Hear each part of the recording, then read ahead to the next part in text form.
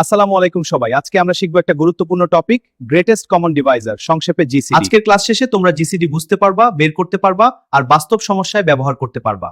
GCD মানে হচ্ছে দুইটা বা তার বেশি সংখ্যার মধ্যে সবচেয়ে বড় সাধারণ গুণনীয়ক। চলো 12 আর 18 দিয়ে শুরু করি। আগে 12 সব ফ্যাক্টর বের করি, এখন 8 ফ্যাক্টর বের করি। দুইটার মধ্যে মিল আছে এমন সংখ্যা আলাদা করি।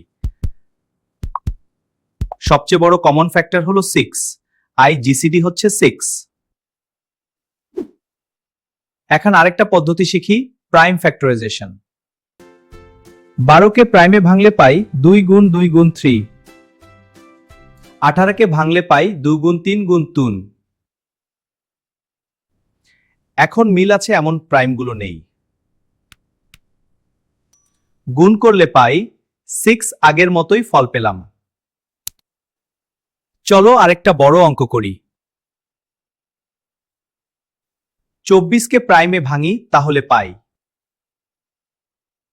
36কে ভাঙি তাহলে আমরা পাই। এবার কমন প্রাইমগুলো বের করি।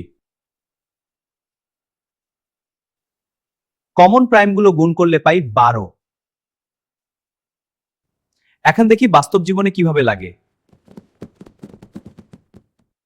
ধরো 24টা আপেল আর 36টা কমলা আছে।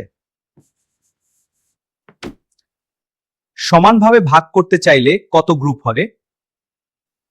সঠিকভাবে উত্তর হলো 12 গ্রুপ হবে। প্রতিটা গ্রুপে থাকবে 2টা আপেল আর 3টা কমলা। আজকে আমরা 2টা পদ্ধতি ভালোভাবে শিখলাম।